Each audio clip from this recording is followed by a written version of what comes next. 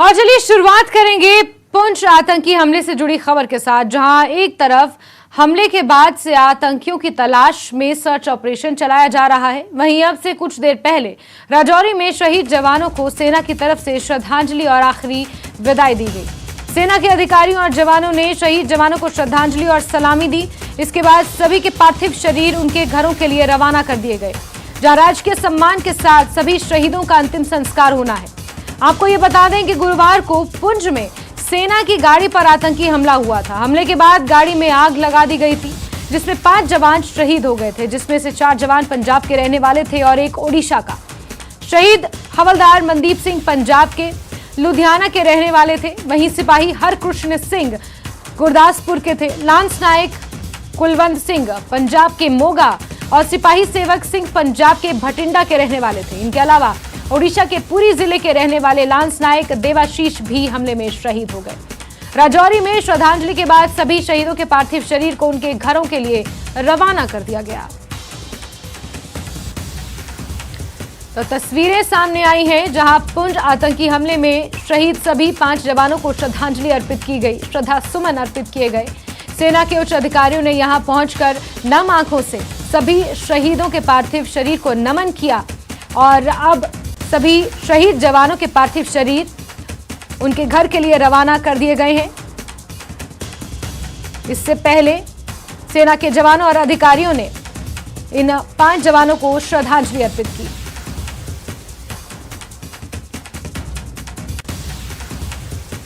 वहीं जम्मू कश्मीर के पुंछ में सेना की गाड़ी पर आतंकी हमले के बाद सुरक्षा बलों ने बड़े पैमाने पर तलाशी अभियान शुरू किया है।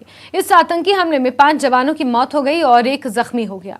अधिकारियों ने बताया कि पूरे इलाके में घेराबंदी कर दी गई है। आतंकवादियों का पता लगाने के लिए ड्रोन और डॉग स्क्वाड की भी मदद ली जा रही है। अधिकारियों ने कहा कि नियंत्रण रेखा पर कड़ी चौकसी के बीच सीमावर्ती जिले राजौरी और पुंछ में हाई अलर्ट जारी कर दिया गया है। साथ ही उन्होंने ये भी बताया कि घटना के बाद भीमबेर गली पुंछ मार्ग पर यातायात रोक दिया गया है और लोगों को मेंढर के रास्ते पुंछ जाने की सलाह दी जा रही है। अधिकारियों के अनुसार सेना ने यह भी बताया कि गुरुवार को जम्मू कश्मीर के पुंछ में हुए आतंकवादी हमले के निरीक्षण के लिए एनआईए की एक टीम उसी जगह का आने वाले समय में दौरा करेगी।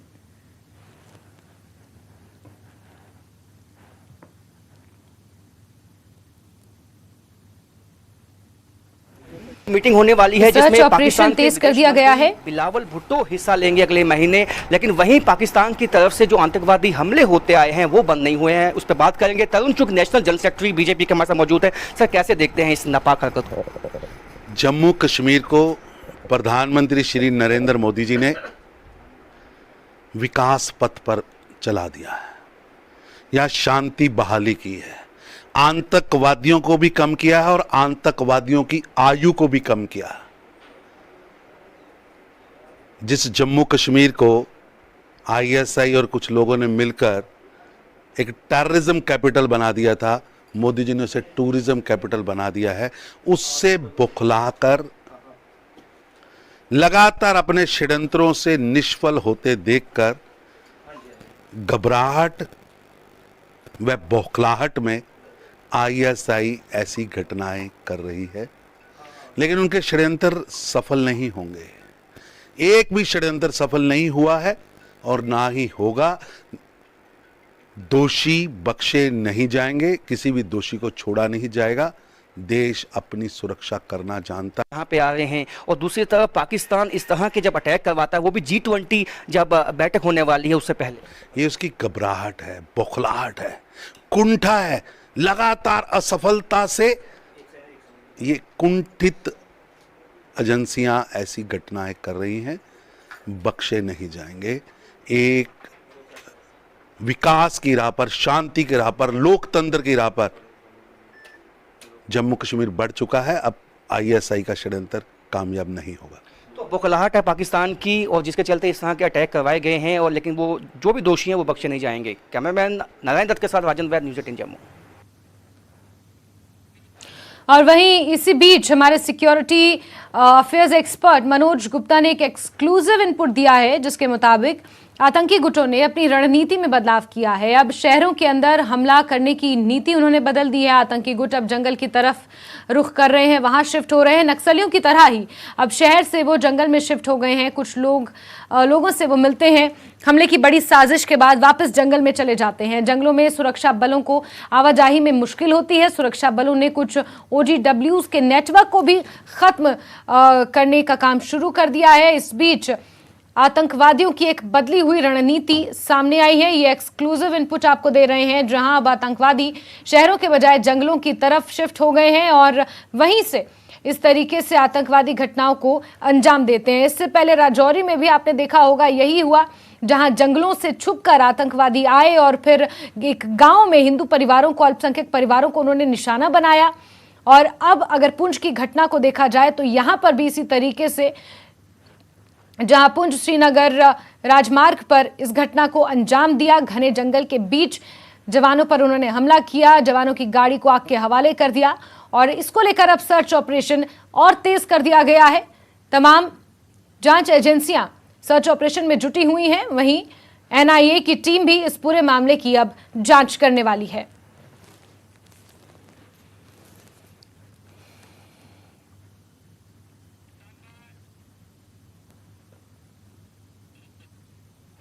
और पुंछ में सेना पर हुए आतंकी हमले का विरोध हो रहा है। जम्मू में भाजपा कार्यकर्ताओं और नेताओं ने विरोध प्रदर्शन किया।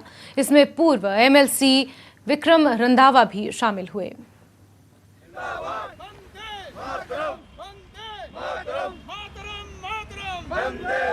देखिए, जो कल पाकिस्तान के इशारे के ऊपर पुंछ के अंदर आतंकवादी गतिविधियों को और बढ़ावा देते हुए पाकिस्तानी पट्टों ने जो हरकत की है वो नाकाबिले बर्दाश्त है। देश ने 5 शूरवीरों को खोया है। ये 5 शूरवीर ऐसे 50 काफिरों को भी मौत के घाट उतार के जो है वो हिसाब पूरा नहीं होगा। ये यकीनन है कि पाकिस्तान अपनी हरकतों से बाज नहीं आ रहा है। अब जबकि जम्मू कश्मीर एक बेहतरीन रास्ते पे, एक विकास के रास्ते पे आगे बढ़ रहा है, जम्मू कश्मीर का वातावरण बेहतरीन तरीके से आगे बढ़ रहा है, ये बर्दाश्त पाकिस्तान से और जम्मू कश्मीर में पाकिस्तान के स्पॉन्सर पट्टे जो हैं उनसे नहीं हो रहा है। लेकिन यकीनन सिक्योरिटी एजेंसीज पूरी तरह मुस्तैद हैं। इस घटना को साधारण तौर पे नहीं लिया जा सकता। ये हमने 5 शूरवीर खोए हैं, कम से कम भी 50 जो हैं वो आतंकवादियों को मौत के घाट उतार के भी जो है इसका बदला जो है पूरा नहीं लिया जाएगा। और खबरें जारी रहेंगी, लेकिन वक्त एक छोटे से ब्रेक का।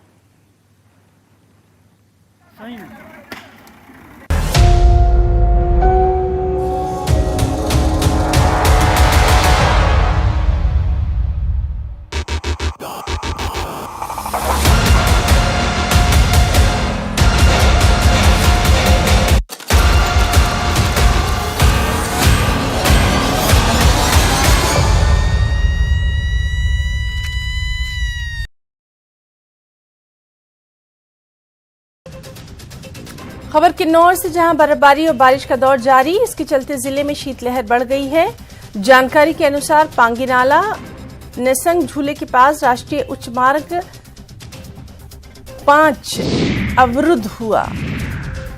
हमीरपुर के राजकीय हाई स्कूल स्वाहल के 9वीं कक्षा में पढ़ने वाले छात्र ने सोलर लंच बॉक्स पर निबंध लिखा है और सोलर लंच बॉक्स को अव्वल स्थान मिला है। इसके चलते अब राज्य स्तरीय science, mathematics and environment exhibition के लिए भी चयन किया गया।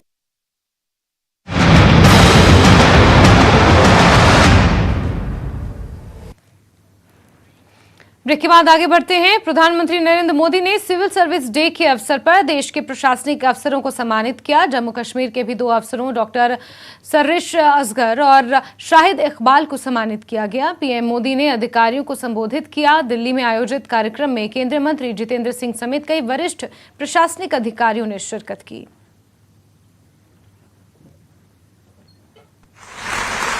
सिविल सेवा दिवस की बहुत बहुत शुभकामनाएं। इस साल का सिविल सर्विस डे बहुत ज्यादा महत्वपूर्ण है। ये एक ऐसा समय है जब देश ने अपनी आजादी के 75 वर्ष पूरे किए हैं। एक ऐसा समय है जब देश ने अगले 25 वर्षों के विराट विशाल लक्ष्यों को प्राप्त करने के लिए तेजी से कदम बढ़ाना शुरू किया है। देश को आजादी के इस अमृत काल तक लाने में उन अधिकारियों की बड़ी भूमिका रही जो 15, 20, 25 साल पहले इस सेवा में आए। अब आजादी के इस अमृत काल में उन युवा अधिकारियों की भूमिका सबसे बड़ी है जो अगले 15, 20, 25 साल इस सेवा में रहने वाले हैं।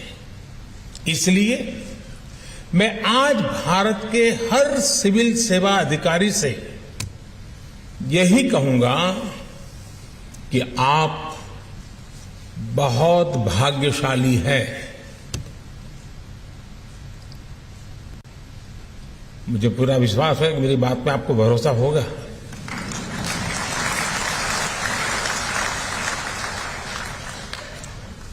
हो सकता है कुछ लोग न भी मानते हो कि वो भाग्यशाली नहीं है। अपनी अपनी सोच, हर किसी को मुबारक। आपको इस कालखंड में देश की सेवा करने का मौका मिला है। आजादी के अमृत काल में देश के स्वाधीनता सेनानियों के सपनों को पूरा करने का दायित्व हम सभी पर है। हमारे पास समय कम है, लेकिन सामर्थ्य भरपूर है। हमारे लक्ष्य कठिन है, लेकिन हौसला कम नहीं है। हमें पहाड़ जैसी ऊंचाई भले चढ़नी है, लेकिन इरादे आसमान से भी ऊंचे, ज्यादा ऊंचे हैं। प्रधानमंत्री एडमिनिस्ट्रेटिव सम्मान पाने वाले जम्मू कश्मीर के अफसर शाहिद इकबाल चौधरी ने न्यूज 18 से एक्सक्लूसिव बातचीत की। शाहिद इकबाल ने कहा कि ये सम्मान मेरा नहीं, पूरे जम्मू कश्मीर के लोगों का है और सब अफसरों का है, तमाम यूथ का है। और क्या कुछ कहा, सुनिए। बजाते खुद मौजूद हैं शाहिद इकबाल चौधरी, जिन्हें यह एजाज़ और सम्मान मिला। शाहिद भाई, जिस तरीके से आपको एजाज़ से नवाजा गया, चुना गया, कितना बड़ा सम्मान और एजाज़ है आपकी नज़र में? मुझे लगता है जो prime ministers award for excellence in public administration जो मिशन यूथ के लिए हमें दिया गया है, वो सिर्फ मेरे लिए या हमारी टीम के लिए एक बाइस फख्र बात नहीं, पूरी स्टेट के लिए और खास करके जम्मू कश्मीर के यूथ के लिए है। पिछले लगभग 2-2.5 साल से हमने ज़मीनी सतह पे काम किया है, यूथ क्लब्स बनाए हैं विलेजेस में, डिफरेंट स्कीम्स लाई हैं जिसमें एक ट्रांसपेरेंसी के साथ फास्ट ट्रैक पे काम भी किया गया है। एजुकेशन, स्किल डेवलपमेंट से लेके स्पोर्ट्स तक, बाकी जितने भी हमारे नौजवान लोगों की एस्पिरेशन है उनको पूरा करने के लिए। और हमारे जम्मू कश्मीर के जो लेफ्टिनेंट गवर्नर हैं मनोज सिन्हा साहब, उनकी सदारत में जो मिशन यूथ को खुद हेड करते हैं, चीफ सेक्रेटरी हैं जम्मू कश्मीर के डॉक्टर मेहता साहब, तो एक लार्ज स्केल इसमें एक एफर्ट पूरी गवर्नमेंट का रहा है। मुझे लगता है कि जम्मू कश्मीर गवर्नमेंट और आवाम के लिए एक बहुत बाइस फख्र बात है। देखें तो ये पहला नहीं बल्कि ये तीसरा अवार्ड है आपके लिए। किस तरीके से काम करते रहे और जो तमाम एजाज़ात आपको मिले, सम्मान मिले, उसमें ये कितनी कद्र करेंगे इसकी? जी जी, देखिए जो फर्स्ट प्राइम मिनिस्टर अवार्ड है वो 2014 में हमें मिला, और उसके बाद एक बच्चों के एजुकेशन के लिए हमने ब्रिजेस का काम किया था, लगभग 170 ब्रिजेस बने। उसके एजुकेशन का जो लेवल है वहाँ काफ़ी इम्प्रूवमेंट हुआ। जो लॉस ऑफ लाइफ कई बार होता था उसमें इम्प्रूवमेंट देखी गई कि इस किस्म का नुकसान नहीं होता, और काफ़ी सारी जो विलेज लेवल पे जो कनेक्टिविटी है उसमें इम्प्रूवमेंट हुई। उसके बाद ये जो प्राइम मिनिस्टर अवार्ड है, मुझे लगता है कि एक बहुत बड़ी अचीवमेंट जम्मू कश्मीर के लिए है कि हमारा एक स्लोगन रहा है, एक नारा रहा है यूथ को एम्पावर करने के लिए जम्मू कश्मीर में। और जिस तरह से लगभग 600 से ज़्यादा ऐसे प्रोजेक्ट इनोवेशन के पूरे कंट्री में से जो थे, और उनमें से नंबर 1 पे मिशन यूथ का आना एक काफ़ी अचीवमेंट हमारे नौजवानों के लिए है। इसका क्रेडिट मैं उनको देना चाहूँगा। पर्सनली मेरे लिए डेफिनेटली अपने करियर में एक बड़ा इंपॉर्टेंट लम्हा है, लेकिन मुझे लगता है कि इसमें हज़ारों लोगों का कंट्रीब्यूशन है जिन्होंने मिशन यूथ को यहाँ तक लाया पिछले 2 साल में। जम्मू कश्मीर के लिए वो आगे भी यूथ्स को जिस तरीके से वो चाहते हैं कि यूथ्स आगे आएं और मेहनत और जद्दोजहद के साथ जो चैलेंजेस हैं जम्मू कश्मीर को लेकर उसका सामना करें। कैमरामैन विपिन के साथ खुर्रम शहजाद, न्यूज़ 18 दिल्ली। बात करेंगे कोरोना महामारी की, जहां देश में कोरोना के 11,692 नए संक्रमित मामले सामने आए हैं। इसके साथ ही देश में सक्रिय कोरोना केस बढ़कर 66,170 हो गए हैं। कोरोना से 28 मौतें भी अभी तक सामने आई हैं। वहीं कोरोना से मरने वालों की संख्या बढ़कर 5,31,258 हो गई है। तो कोरोना के मामले लगातार बढ़ते जा रहे हैं। 66,000 के पार एक्टिव केसेस का आंकड़ा इस वक्त पहुंच चुका है।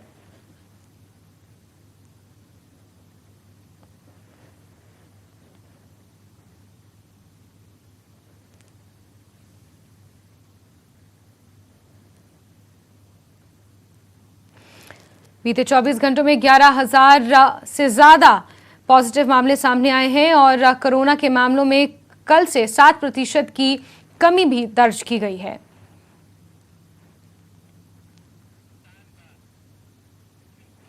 वहीं शिमला नगर निगम चुनाव में आज नामांकन वापसी का आखिरी दिन है। बीजेपी और कांग्रेस अपने यहां बागियों को लेकर परेशान है। इन बागियों को मनाने के लिए दोनों दल जुटे हुए हैं और इनके लिए बागियों को पद देने की भी बात कही जा रही है।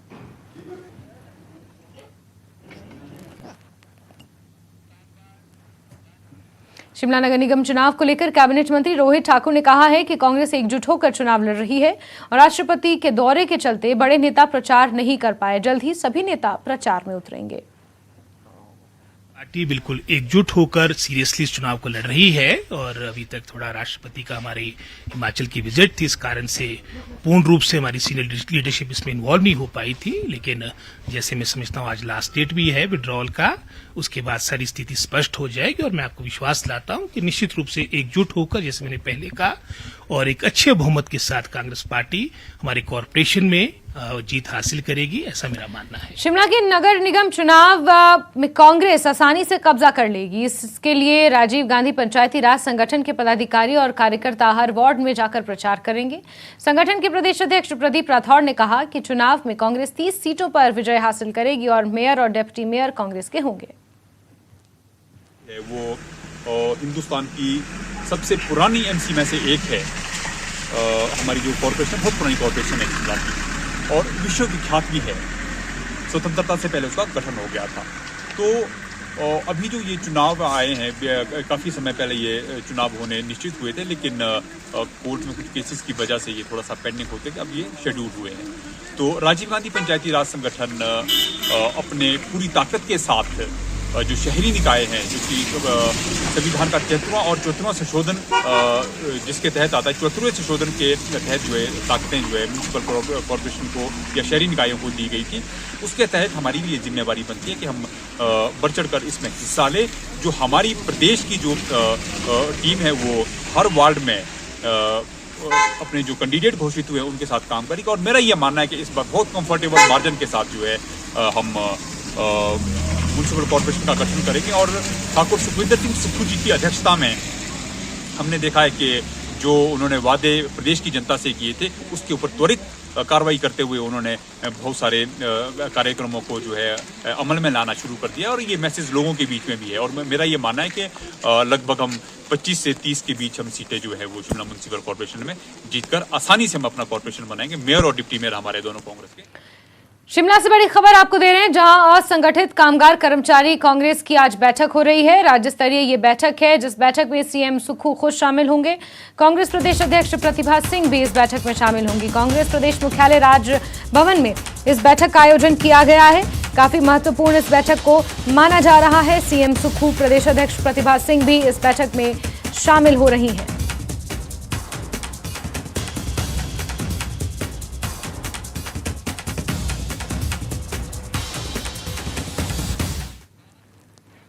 वहीं राष्ट्रपति द्रौपदी मुर्मू का शिमला दौरा पूरा हो चुका है और वो दिल्ली लौट आई हैं। उनको विदाई देने के लिए सीएम सुक्खू राष्ट्रपति निवास पहुंचे। अपने 4 दिवसीय दौरे के दौरान राष्ट्रपति ने कई कार्यक्रमों में हिस्सा लिया। तो तस्वीरें कल्याणी हेलीपैड से सामने आई हैं, जहां राष्ट्रपति द्रौपदी मुर्मू को सी ऑफ करने के लिए हेलीपैड पर सीएम सुक्खू खुद पहुंचे। राज्यपाल श्री प्रताप शुक्ल उनके साथ नजर आए। इसके अलावा इन 4 दिनों में राष्ट्रपति ने कई अहम कार्यक्रमों में शिरकत की, जिसमें हिमाचल प्रदेश यूनिवर्सिटी के 26वें दीक्षांत समारोह में वो शामिल हुई। वहीं national academy of audit and accounts के प्रशिक्षु अधिकारियों के साथ उन्होंने संवाद किया। मशोबरा में ट्यूलिप गार्डन उन्होंने उसका उद्घाटन किया, शुभारंभ किया। इसके अलावा कई महत्वपूर्ण कार्यक्रमों में इन 4 दिनों में उन्होंने शिरकत की।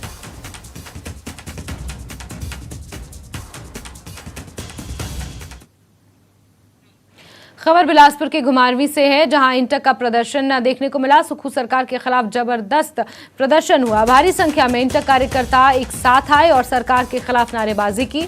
एसडीएम के कार्यालय तक एक आक्रोश रैली भी निकाली गई और सीएम सुक्खू के लिए मांग पत्र उन्होंने सौंपा है। तो बड़ी खबर आपको बता दें, बिलासपुर के घुमारवीं में इंटक के कार्यकर्ताओं ने जोरदार प्रदर्शन किया। एसडीएम कार्यालय तक एक आक्रोश रैली का भी आयोजन किया गया था। जमकर सरकार के खिलाफ इस आक्रोश रैली में नारेबाजी भी देखने को मिली।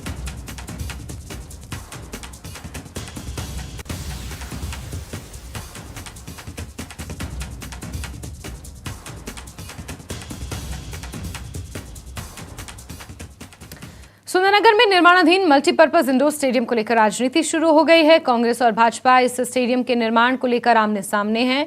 दरअसल बीते दिनों खेल मंत्री विक्रमादित्य सिंह के मंडी दौरे के दौरान दिए गए बयान पर यह बवाल मचा है। विक्रमादित्य सिंह ने इस मल्टीपर्पज इंडोर स्टेडियम को 1 करोड़ 20 लाख की अतिरिक्त राशि प्रदेश सरकार की ओर से जारी होने की बात कही थी, जबकि विधायक राकेश जम्वाल का कहना है कि पूर्व की जयराम सरकार ने इस स्टेडियम का निर्माण कार्य शुरू करवाया था। मंत्री विक्रमादित्य सिंह झूठा बयान देकर जनता को गुमराह कर रहे हैं। सुंदरनगर में एक बहुत अच्छा बहुउद्देशीय जो है वहाँ पे भवन अब आपका इसका मल्टी स्पोर्ट्स कॉम्प्लेक्स बनाया जा रहा है। प्री फैब स्ट्रक्चर का पूर्व सरकार द्वारा काम चल रहा था। मैंने मीडिया में भी कहा कि हम वचनबद्ध हैं, हम उसको भी उसके लिए अभी इसी 2-3 दिन पहले ही मैंने अतिरिक्त उसमें 1 करोड़ 20 लाख रुपए का बजट उसके लिए दिया है सुंदरनगर में। और वैसे ही और भी जितने ऐसे मल्टीपर्पज स्टेडियम्स जो इलाके में और प्रदेश में चल रहे हैं उनको गति देना हमारा दायित्व है। मैं बयान सुन रहा था कि यहाँ पर हमारे कुछ हारे नकारे नेता भी कुछ मांग कर रहे थे और मांग भी कोई नहीं करते, कोई नया काम शुरू करते तो मुझे खुशी होती। जो काम भारतीय जनता पार्टी की सरकार के समय में हमने शुरू किया था, जिसका निर्माण कार्य लगभग 50% पूरा हो गया, उसी में कहा गया कि हमको इसमें फंड दिया जाए। और माननीय मंत्री जी ने भी कहा कि मैं इसके लिए बजट का प्रावधान कर रहा हूँ, लेकिन प्रदेश की ओर से इसमें बजट का कोई प्रावधान नहीं किया गया अभी तक, जब से ये सत्ता परिवर्तन हुआ है। पुरानी सरकार के समय में 3 करोड़ 65 लाख रुपया इस इंडोर स्टेडियम के लिए जो है वो आ चुका है और अब 1 करोड़ 12 लाख 50 हजार रुपया जो है वो भारत सरकार से, गवर्नमेंट ऑफ इंडिया से, आदरणीय मोदी जी की सरकार के माध्यम से आदरणीय अनुराग ठाकुर जी ने हमको इस स्टेडियम के निर्माण को पूरा करने के लिए दिया है। टॉप 18 में अभी के लिए बस इतना ही, लेकिन जम्मू कश्मीर, लद्दाख, हिमाचल की तमाम महत्वपूर्ण खबरों को जानने के लिए आप जुड़े रहिए न्यूज 18 JKLH के साथ। नमस्कार। प्रेजेंटेड बाय पेट सफा आयुर्वेदिक चूर्ण।